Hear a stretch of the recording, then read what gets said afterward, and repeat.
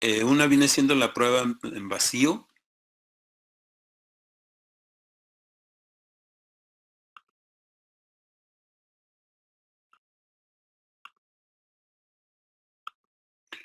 La prueba en vacío de un motor de inducción, que principalmente o su objetivo es medir las pérdidas rotacionales. La mayoría de ellos, de hecho, las dos pruebas pues son parte de, y, y de ahí pues puede uno obtener alguna información de la parte de la magnetización que sucede cuando ocurre, por ejemplo, el estator, lo alimentamos una bobina con un cierto voltaje, con un cierto corriente, con un número de vueltas determinado, y eso pues produce una parte ahí de lo que viene siendo la magnetización para poder generar campos magnéticos y que interactúen con la parte del rotor, ¿no?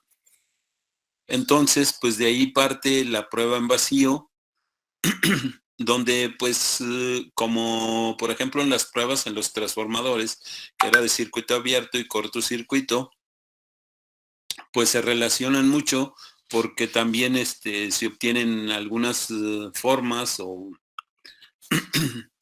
datos de cada una de ellas, donde se obtiene por medio de watorímetros, potencia, voltímetro, amperímetro, se obtiene pues, la potencia, el voltaje y la corriente al motor. Y de ahí pues se puede determinar cuáles son las pérdidas que puede obtener, ya sea pérdidas por fricción, o por rozamiento, que también se le llama el normal que ocurre con el aire, y también la potencia ya convertida, cuando tenemos una potencia del estator y la pasamos a la parte del rotor, que es quitarle esas potencias mecánicas o esas potencias o pérdidas de fricción y rozamiento. También de ahí se puede observar que existe un pequeño deslizamiento cuando nosotros al inicio nos dicen que tenemos una cierta potencia con un cierto voltaje, y de ahí podemos tener unas ciertas revoluciones o esa parte, y luego ya después podemos obtener otras revoluciones, y de ahí es la diferencia en porcentaje de cuánto es ese porcentaje. Nosotros hablamos de un 1, de un 2%, de un 2.2%, lo que más o menos se trabaja, que no es mucho la diferencia en cuanto a las velocidades. Sé que, por ejemplo, es difícil a lo mejor poder comprender que el rotor y que más bien el estator tenga una velocidad. Entonces sí la hay o sí se puede calcular, y de esa manera, pues con la velocidad de lo que es el rotor, pues de ahí hay una diferencia, y a eso precisamente se le conoce como el deslizamiento. Aquí menciona que en ocasiones es tan pequeño que está en menos del 1%, ¿no? Entonces, pero sí existe esa parte que lo lleva, y es precisamente donde la aplicación de motores de corriente directa lleva esa ventaja, porque no existe porque no existe esa diferencia. Lo que pasa es que en corriente directa no hay cambios de cero a un valor alto y luego a cero, un valor alto, cero, y así es estos cambios, ¿no? Allá es continuo toda esa parte. Y también pues podemos determinar los valores de las resistencias en cada uno de los circuitos. La prueba de vacío y la prueba de rotor bloqueado nos permiten en conjunto esas dos determinar esas partes, ¿no? Aquí tenemos la figura de cómo se coloca para hacer la prueba en vacío, y la prueba en vacío me determina las pérdidas principalmente por fricción y rozamiento, ¿ah? Porque no le estoy poniendo carga, porque se supone que está libremente. Si la potencia que entra no es igual a la que sale, es precisamente por esos cambios. Y de ahí se determina un circuito equivalente donde R1 y X1 representan al estator, y donde RC y XM representan la parte de la magnetización o el cambio o el hueco que se forma entre la parte estator-rotor. Y luego ya después viene con X2 y R2, en este caso ya es la parte del rotor. ¿verdad? Entonces, de esa manera.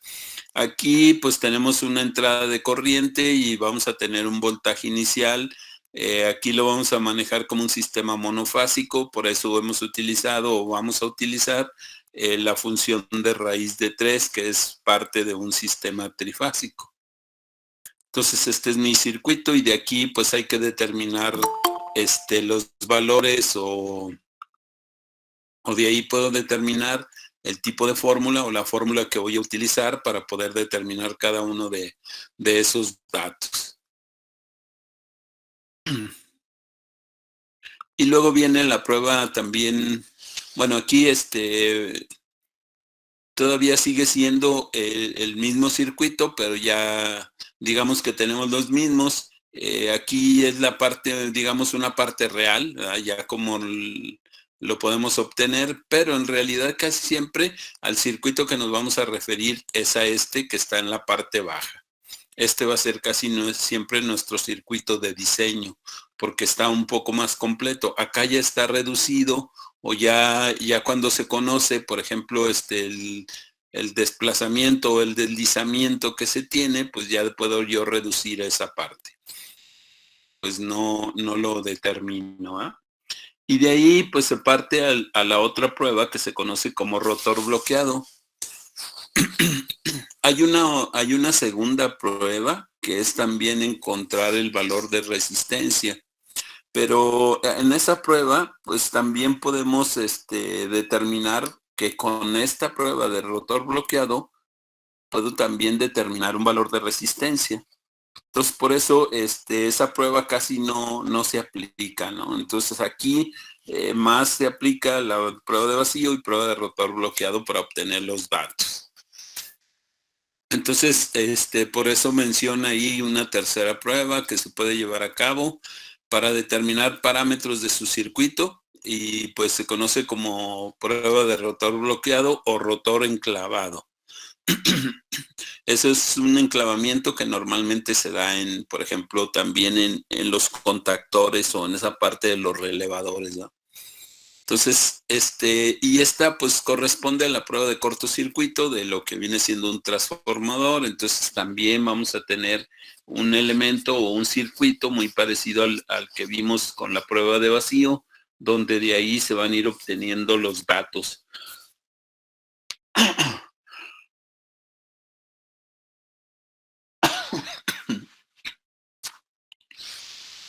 Donde algunos datos pues los voy a obtener con los mismos datos que tengo del problema, del voltaje que se alimenta, de si ya le hice algunas pruebas, cuáles son los datos que obtuve y de ahí pues se van obteniendo esos valores que van a medir tanto voltaje, corriente o las resistencias, ¿verdad?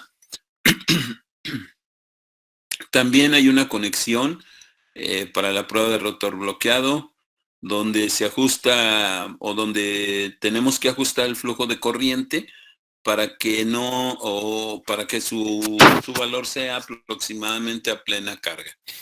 A veces tomamos unos valores y en ocasiones se toma el 1.25 como el valor de la corriente nominal, ¿verdad? Por ejemplo, de 5 HP multiplicado por 1.25 y más o menos me da la corriente. A veces se toman ciertos valores, ¿verdad? Y parten de ahí, pero no, aquí se supone que debe de tener la medición de cuánto es el voltaje de entrada y toda esa parte, ¿no?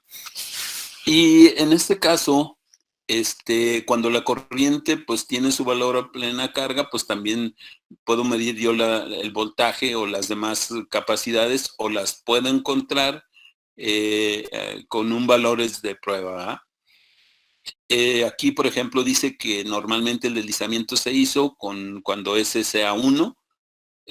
Entonces, por lo tanto, de ahí se divide la resistencia del rotor entre S, que si se divide entre 1, pues sigue quedando R2.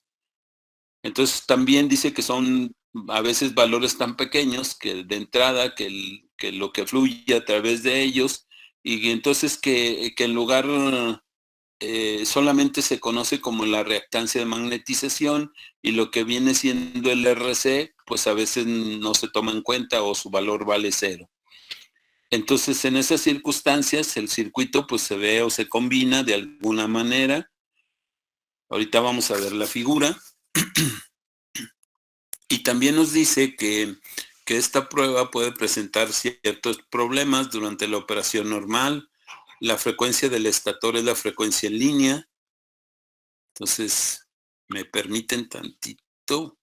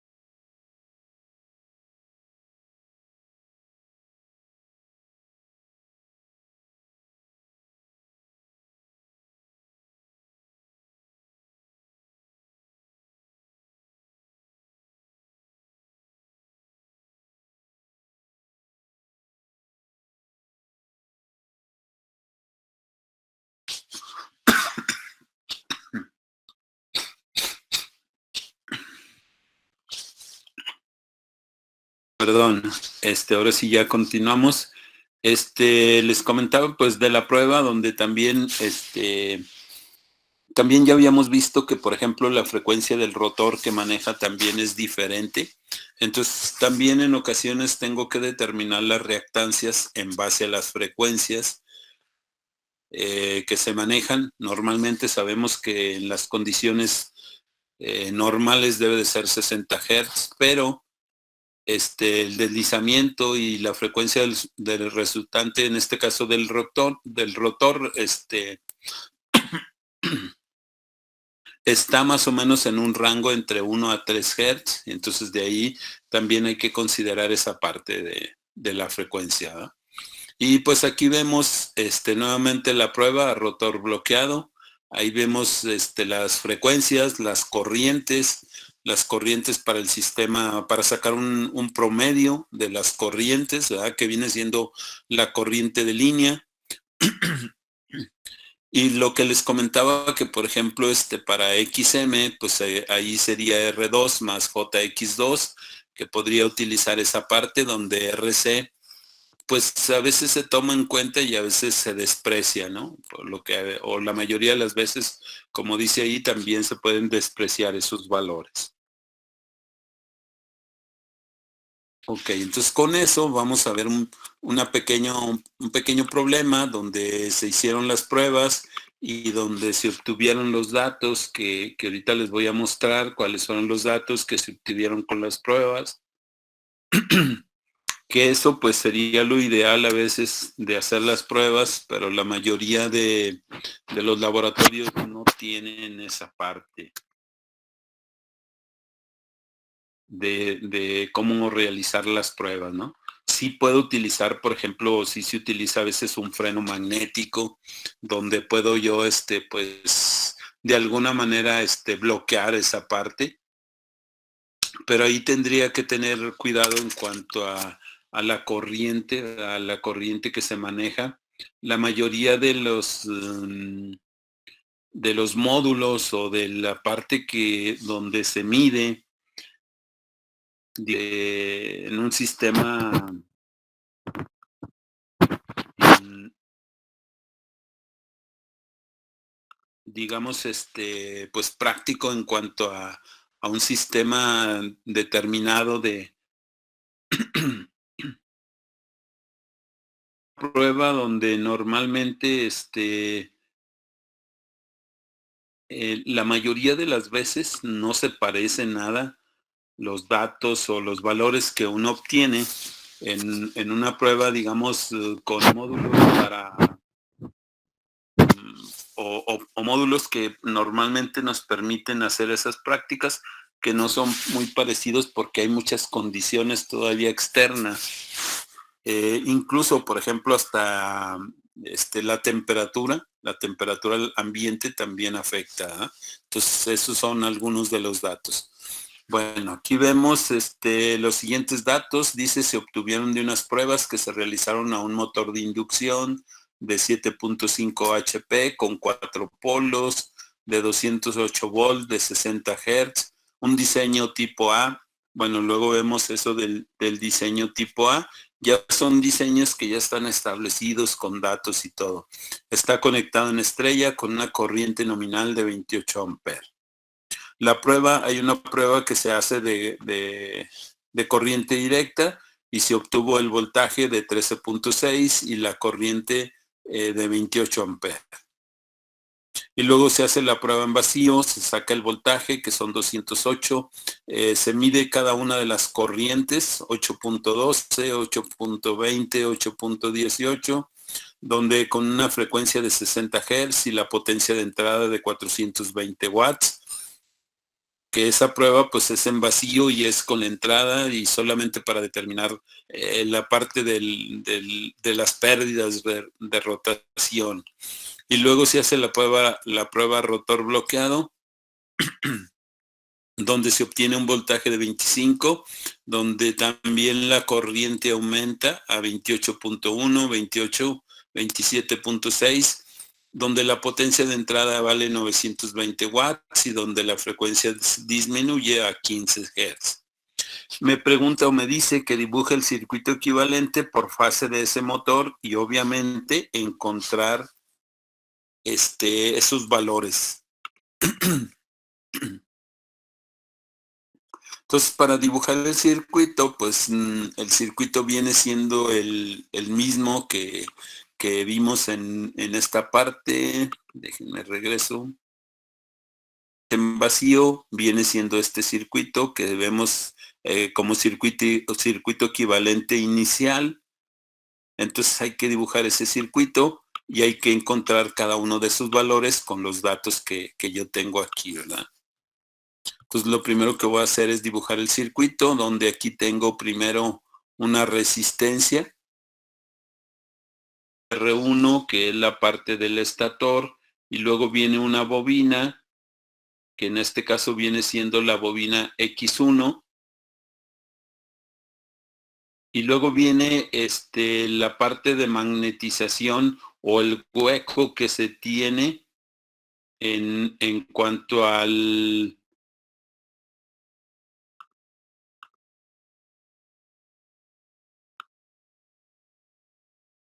si recordamos, por ejemplo, los transformadores, recordaban que tenía un entrehierro, pues es el hueco que se forma ahí, ¿verdad? El espacio libre que tiene entre el rotor y el estator. Y luego ya después viene la bobina de lo que viene siendo el estator y también que en este caso se divide en dos valores porque pueden variar de acuerdo al deslizamiento y normalmente ponen dos resistencias, aunque aquí pues se va a representar una sola. Y de aquí pues yo cerraría mi circuito, donde mi circuito va a tener un voltaje de entrada aquí que normalmente a veces se conoce como el voltaje flujo, o esta parte que entra aquí en este punto, donde también va a tener una corriente I1, que va a ser la corriente del estator. Tengo aquí mi circuito. Ahora lo que necesito pues es encontrar cada uno de esos valores, ¿verdad? En función de los datos que yo voy a tener o que tengo de esa parte, ¿no? En primer lugar, yo puedo obtener el valor de R1 de la prueba de corriente directa. Todo lo que haga de aquí es el inciso A, si es un poquito laborioso, la parte del inciso A. Entonces, para conocer R1, parte de la prueba, donde aquí es R1, en esta parte es R1. Quiero conocer cuánto vale ese valor por medio de los datos que voy a o que se obtuvieron. Entonces, con la prueba de cortocircuito es donde yo puedo encontrar digámoslo de esa manera, con la simple ley de Ohm, solo que hay un dato que cambia ahí, que aquí sería el voltaje,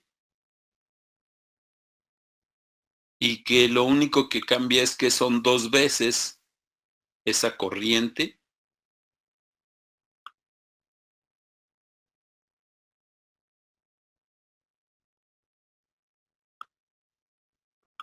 y que el voltaje es el que voy a obtener de corriente directa,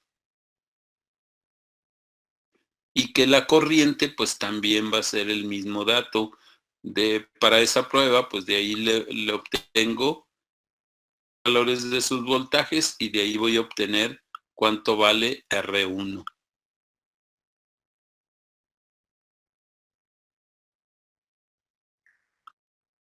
El voltaje que tengo de corriente directa es de 13.6 y la corriente de 28 amperes. Entonces aquí serían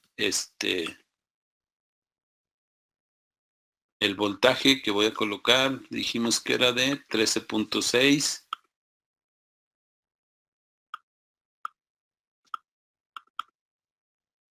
Entonces aquí sería 13.6 volt. Y eso va a estar dividido entre la corriente, pero esa corriente multiplicada por 2. Entonces serían 2 veces la corriente, y la corriente son 28 amperes.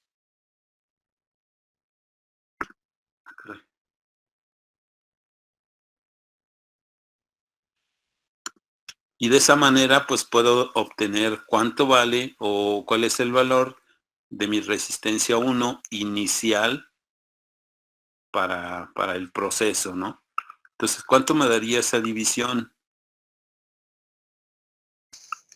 0.242. Ok, entonces esto es igual a 0.200 ¿qué? 42. Ok, gracias. Esos serían ohms. Y eso sería mi primer valor que voy obteniendo de R1. A partir de ahí también puedo encontrar cuánto sería el voltaje y cuánto sería la corriente para un sistema monofásico o el sistema monofásico, y también conocer la corriente promedio. La corriente promedio la voy a sacar, en este caso, con las pruebas de vacío. La corriente promedio, aquí tengo tres valores, tengo 8.12, 8.20 y 8.18. Con eso voy a encontrar la corriente promedio.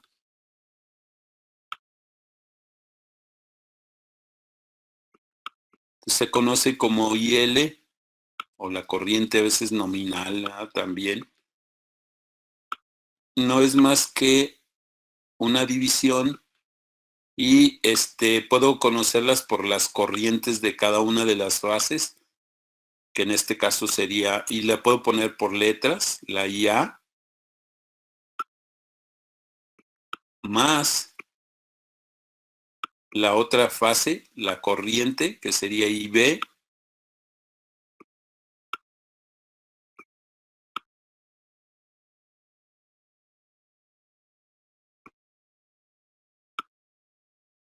más una corriente más, como es un sistema trifásico, la IC. Y pues para sacar el promedio, pues normalmente se divide entre el número de datos que tengo, ¿verdad? Que serían 3. Y de aquí pues voy a sacar la corriente promedio.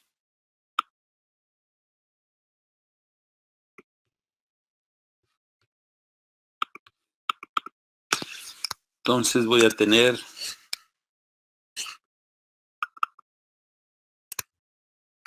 la primer corriente que me da es de 8.12.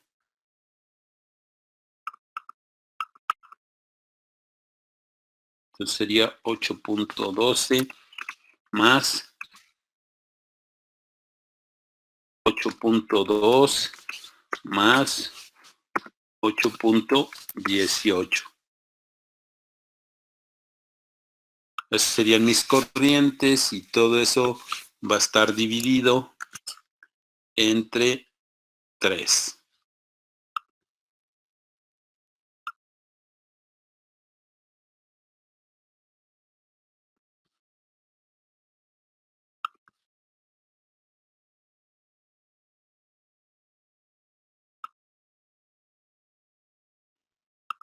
¿Cuánto me daría ese dato? Profe, me da 8.16. Ok. 8.16 amperes. Pues esa viene siendo ya la corriente, digamos, de entrada de la parte de eso. ¿Ah? También el voltaje lo tengo que referenciar a un sistema trifásico. Entonces el voltaje que voy a tener, el voltaje de flujo, viniendo de un sistema trifásico, son el voltaje que me dice que manejaron de entrada,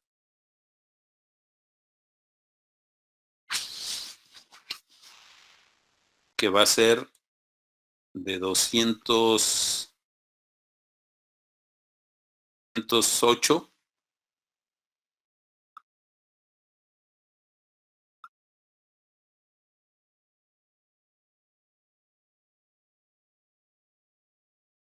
dividido entre raíz de 3. Bueno, ahí no se ve bien el 3.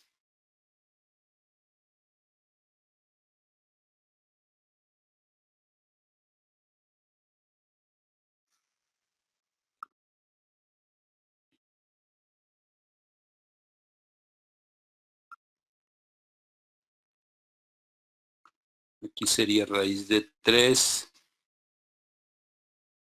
Una cantidad de ¿cuánto?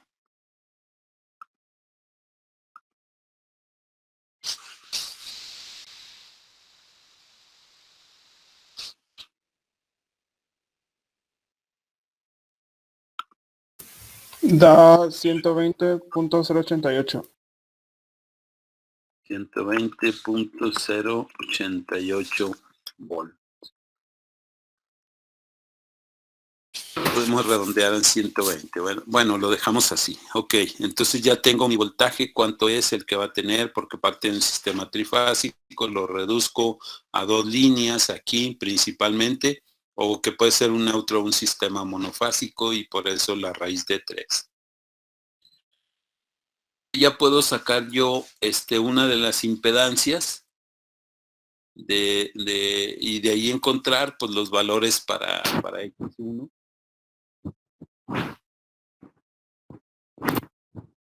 Y una vez conociendo X1, pues de ahí puedo sacar también cuánto vale en este caso la reactancia de la parte de magnetización.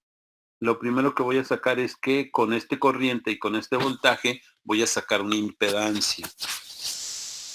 ¿Ah? La impedancia en este caso sería la Z.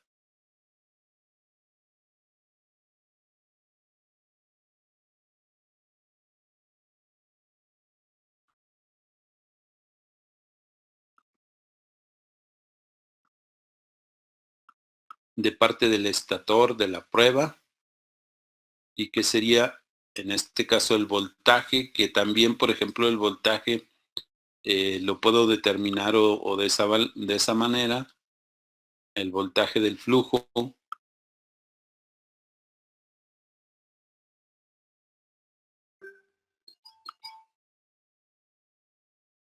entre la corriente, en este caso la corriente promedio,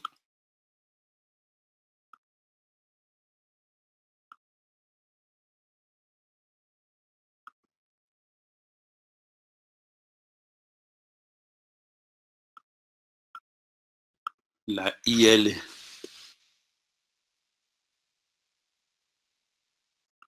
Y de esta manera pues puedo conocer, ¿verdad? De voltaje tenía 120 volts, 120.088 volts, y en la parte de abajo de corriente tenía corriente nominal, o la corriente más bien,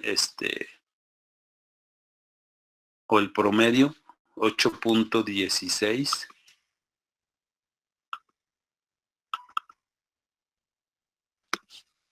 8.16 amperes. Y ya de aquí pues puedo determinar cuánto vale esa impedancia. Aquí solamente voy a encontrar un valor de la impedancia, después puedo conocer con el factor de potencia su otro valor. ¿Cuánto me da esa división? 14.71. 0.71 ohm.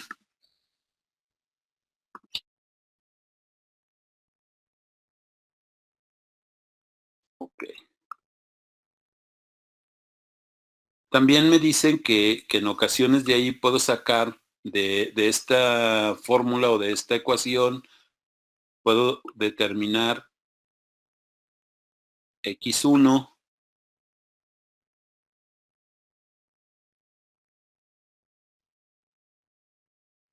más XM, que vendría siendo la parte del estator más la de magnetización. Que la suma de esas dos me da esos valores. Ahí pues luego podemos encontrar de cuánto vale X1 y cuánto vale esa parte.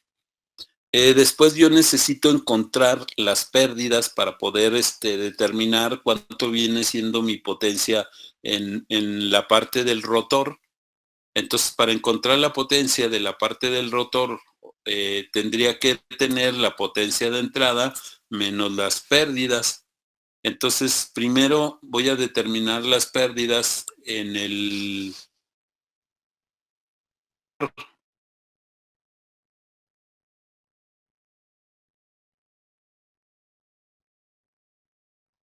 que las veníamos conociendo como PCE.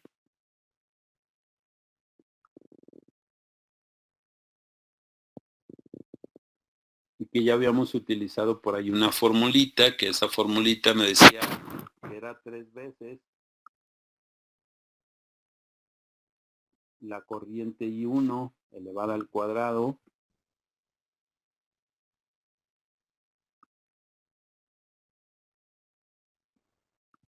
por la resistencia 1, que todos estos son los datos precisamente del estator. Bueno, pues que esto era igual a 3 por la corriente, que en este caso la corriente vale 8.16.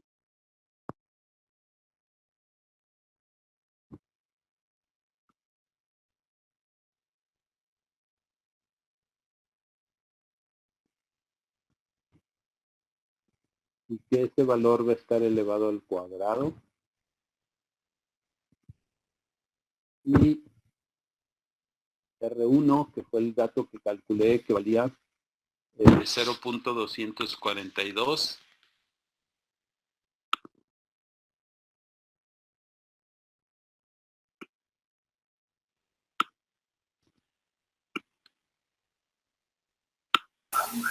Va a dar de 48.34, profe. Ok.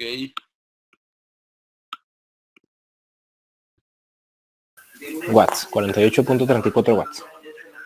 48.34 watts. Ok, perfecto. Ese es el dato que me da. Esas son las pérdidas que tienen esa parte. Entonces, para las pérdidas que en este caso son en vacío, serían las pérdidas rotacionales o las pérdidas del rotor.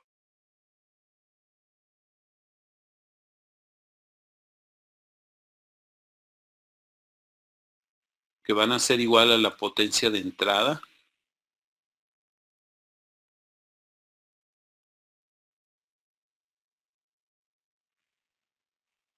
Menos las pérdidas, en este caso,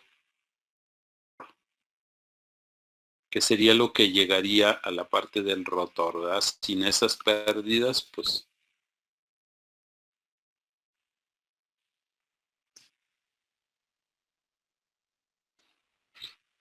voy a llevar, por ejemplo, primero la parte de vacío, donde yo obtengo de ahí unos datos. La parte de vacío me dice de cuánto es la potencia que tengo. Me voy a regresar para ver de cuánto es la potencia. La potencia de entrada de 420 watts. Es lo que me da la medición que se obtuvo. Entonces serían 420 watts menos 48.34 watts. Da de 371.65 watts. 361. ¿Qué, perdón? 71.65 watts. 65 watts. Son 371.65. Ok. 371. Tenemos todo mal, ¿verdad? .65. Así. Ok. Entonces ya tengo las pérdidas. También voy a sacar ahora cuánto tengo en la corriente al rotor bloqueado y cuánto vale la impedancia a rotor bloqueado y también su ángulo de impedancia. Entonces, para la corriente promedio a rotor bloqueado, pues sería igual la fórmula.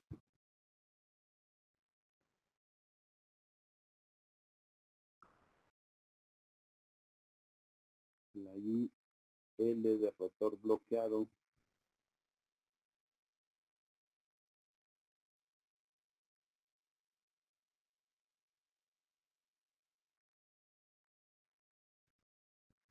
sería igual, y nuevamente es la misma formulita de la IA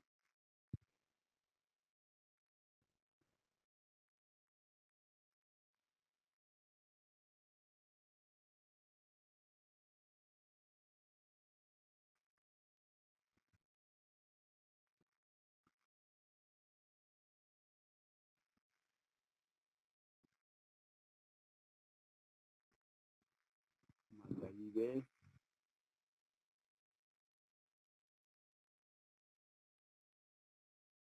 Y C.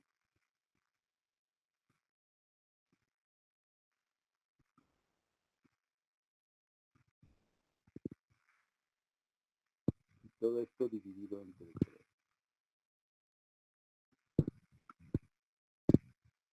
Y buscando las corrientes que tengo en estos puntos, voy a checar de cuántos son.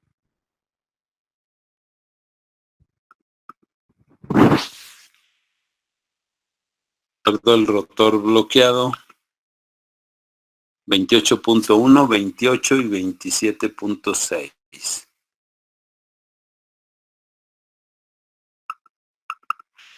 Aquí sería 28.1 más 28, 27.6.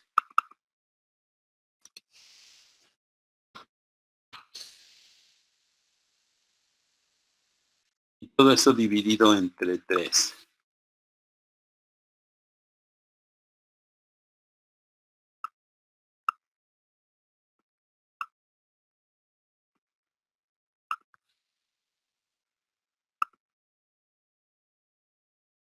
Eso me da una cantidad de ¿cuánta? 27.9. 27.9 amperes. Ok.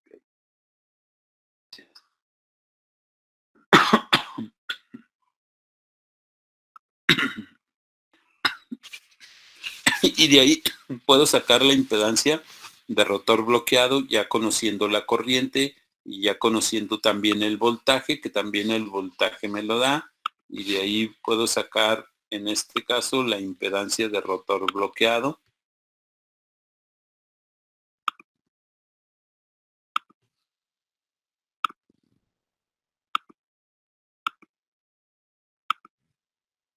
Aquí le voy a poner en este caso la Z de rotor bloqueado.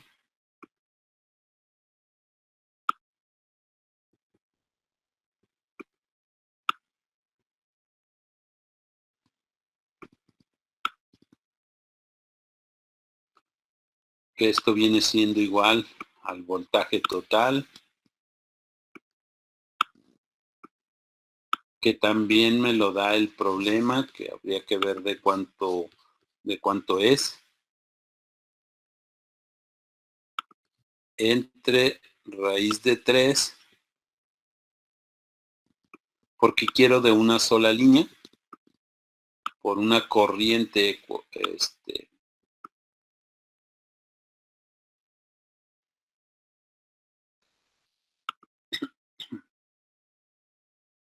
que de ahí pues voy a sacar la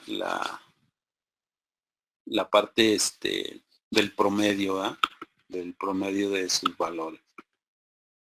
Que a rotor bloqueado me lo da el problema, me dice que vale 25 volts.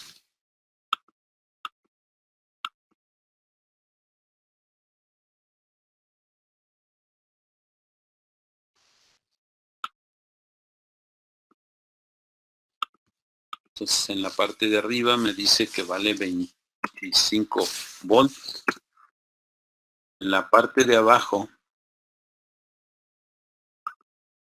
va a ser el raíz de 3, que es 1.732 multiplicado por la corriente que valía, ¿cuánto me dijo?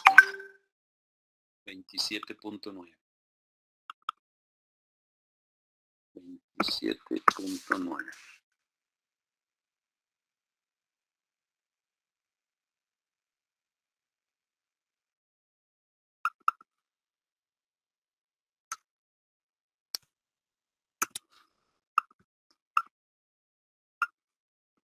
Y de ahí pues ya puedo conocer cuánto vale la impedancia.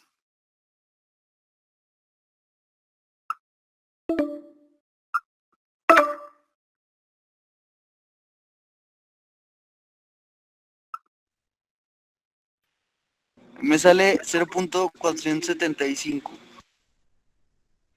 0.475 ohms. Ok, ahí está.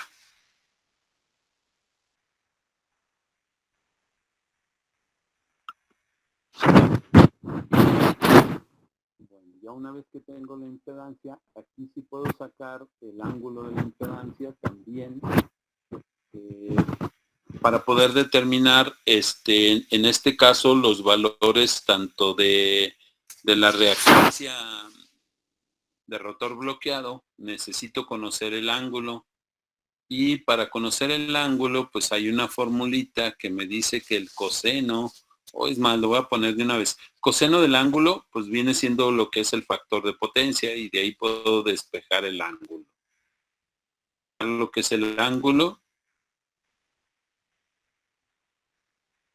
Y ese ángulo va a ser igual al coseno a la -1. De allá lo despejo.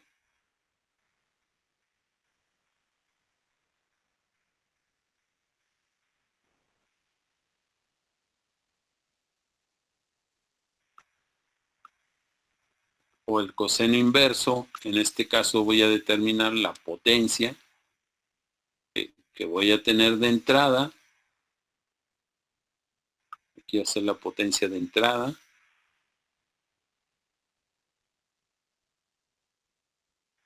Y todo esto va a estar dividido entre raíz de 3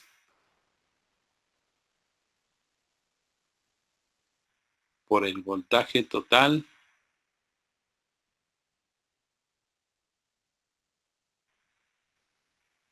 y la corriente promedio, o la I de línea también,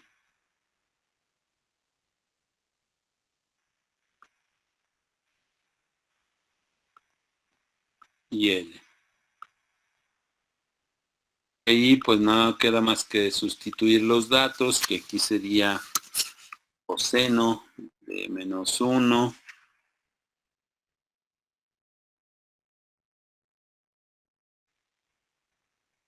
de la división de la potencia, que en este caso la potencia de entrada me la da el problema. Vamos a ver la de potencia de rotor bloqueado. Son 920, pues. Exacto, 920 watts. Entonces aquí serían 920. Esto va a estar dividido entre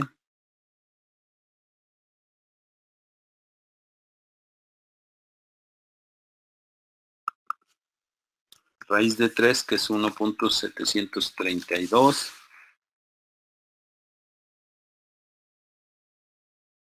por el voltaje, que el voltaje era de ¿cuánto? De 25, ¿verdad? 25 volt a rotor bloqueado.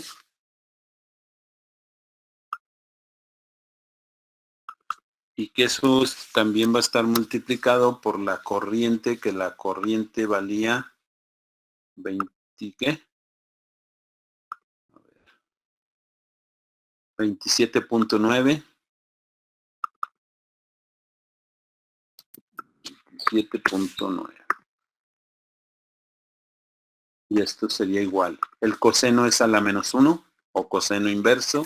A mí me dio 40.401. Ok, entonces quiere decir que ese es su ángulo. Vale 40 punto ¿qué? Perdón. 401 grados. 401 grados. El ángulo, ya tengo el valor y de ahí pues ya puedo sacar la reactancia también.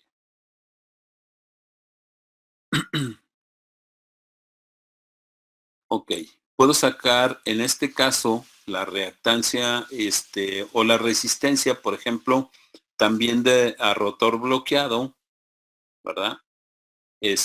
Conociendo la resistencia a rotor bloqueado de R1 más R2, que serían las resistencias, ya conozco R1, que vale 242, y entonces de ahí puedo también obtener en este caso la resistencia a rotor bloqueado, que también puedo sacarlo por medio del punto, ¿qué nos dio la impedancia? Punto 475.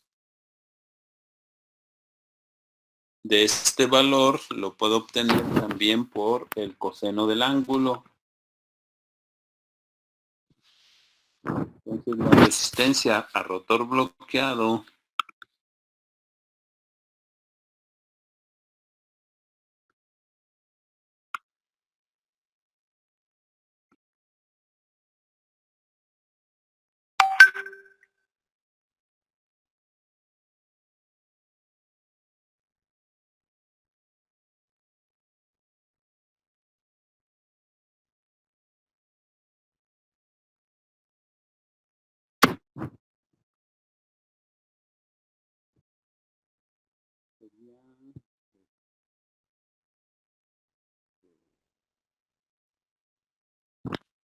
sería 0.475 por el coseno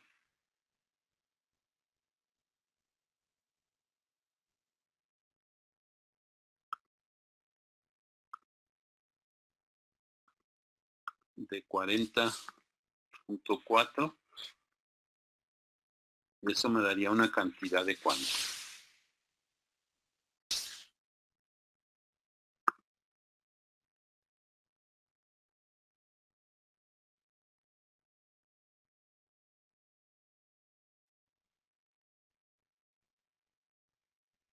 Me sale 0.361. 361. Ok.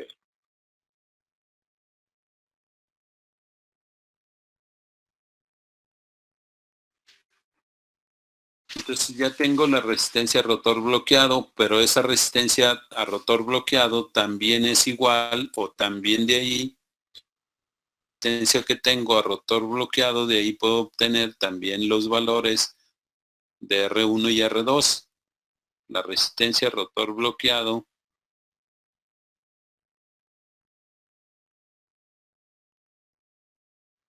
viene siendo igual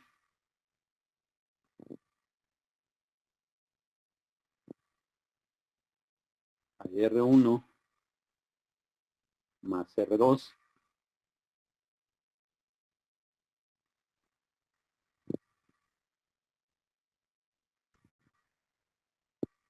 donde si de aquí ya conozco la resistencia a rotor bloqueado que vale 361 y conozco R1 que vale 0.242, pues de aquí puedo conocer R2, que en este caso R2 sería la resta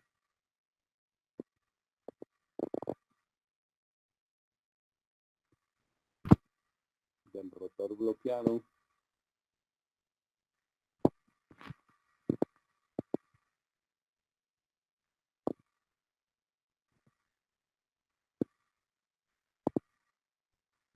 menos R1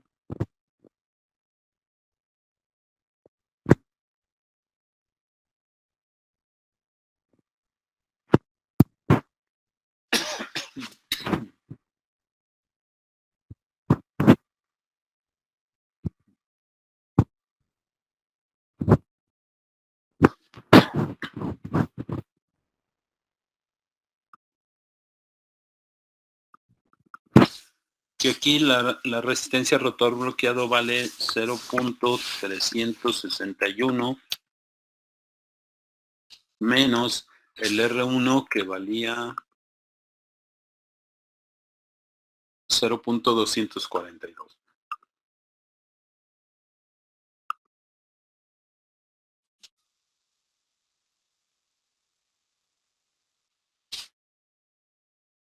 Eso me da 0.119. 110. Profe, ya va a acabar la reunión.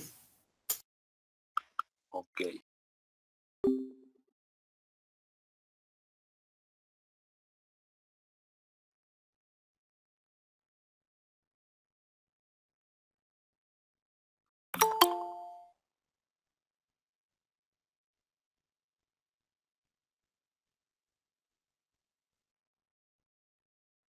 Bueno, continuando esta parte, de aquí puedo sacar la reactancia, pero una reactancia que está a una frecuencia de 15 Hz. Entonces tendría también que conocer la reactancia de rotor bloqueado a 60 Hz. Primero obtengo la reactancia.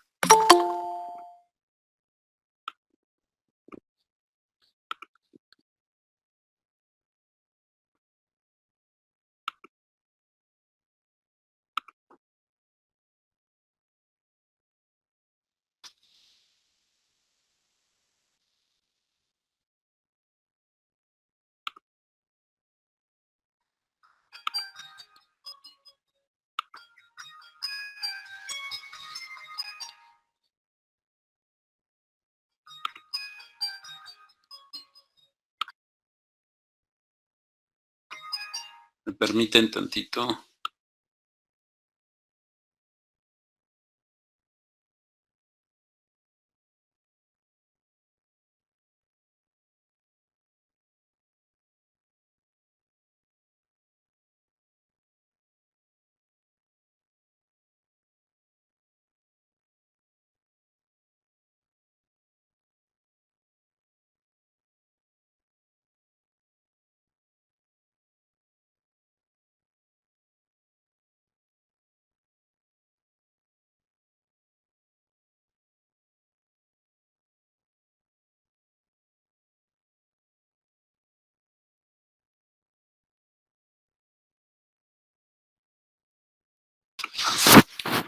Perdón.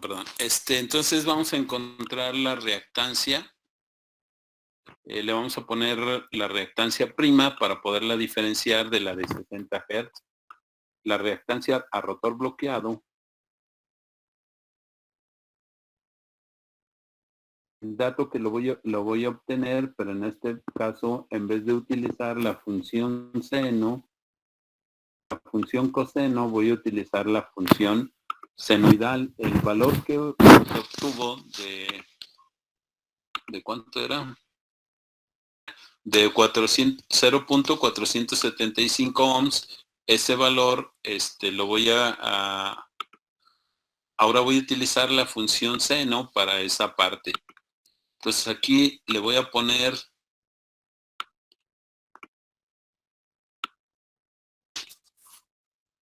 el valor de 0.400, ¿qué era? 75.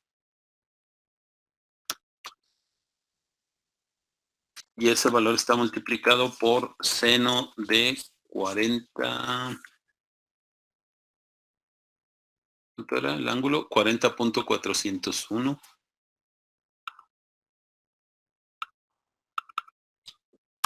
40.401. Y de ahí obtengo la reactancia, pero esta reactancia va a ser a 15 Hz. ¿Cuánto me daría ese valor?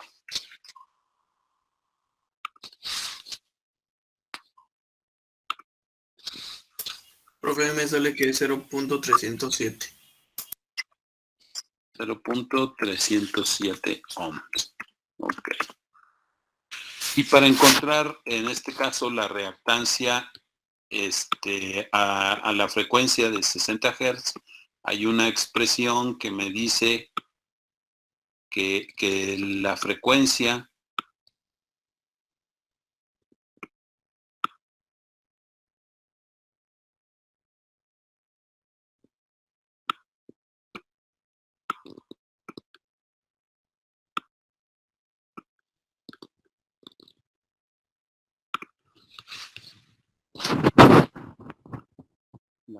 nominal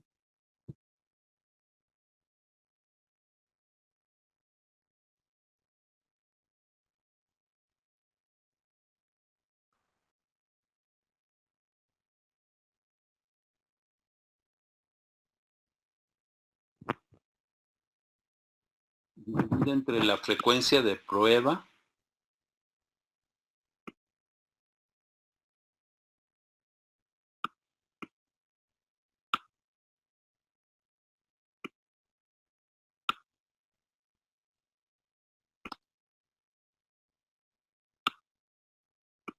multiplicada por la impedancia prima del rotor bloqueado, ya puedo determinar cuánto vale ahora sí esa impedancia.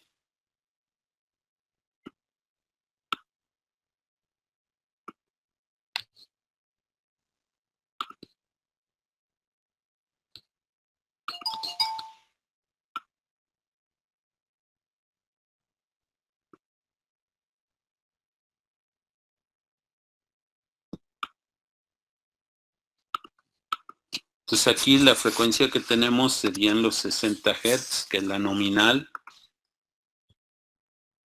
y que esa va a estar multiplicada por 0.307.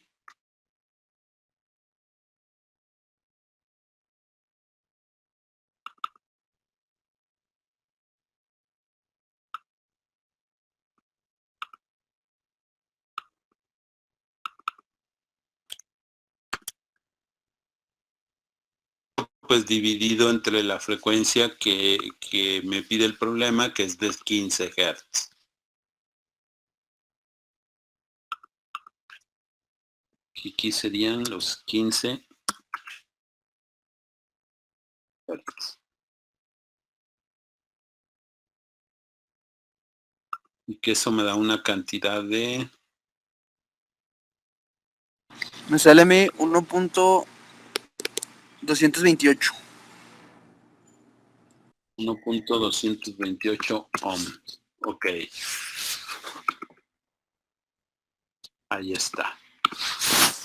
Pues de esa manera ya tengo mi reactancia y ya puedo tener la mayoría de los valores. Me faltaría tal vez la XM de cuánto sería su valor. También me dice que para el diseño clase A, las resistencias X1 y X2 deben de ser iguales y para esos valores de X1 y X2, normalmente cuando eso depende del tipo de diseño. Hay varios diseños que luego se los muestro más adelante. A, B, C y D, los diseños para el diseño A. Entonces, aquí solamente me restaría ir colocando cada uno de los valores. Para X1 y X2 lo determino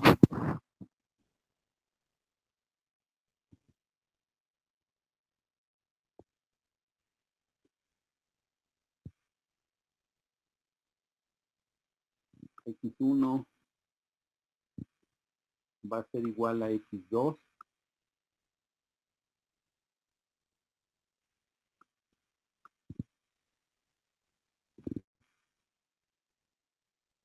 y estos van a ser igual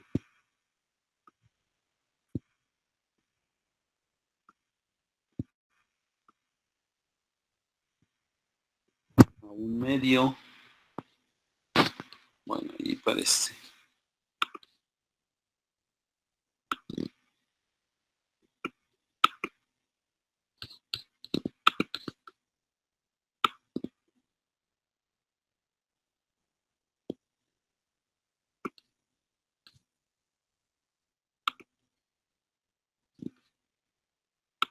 En este caso, ya,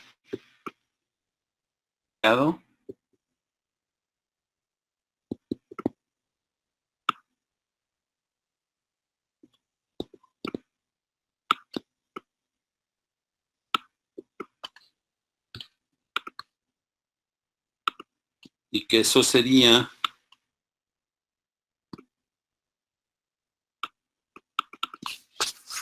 sería 1/2 multiplicado por 1.228.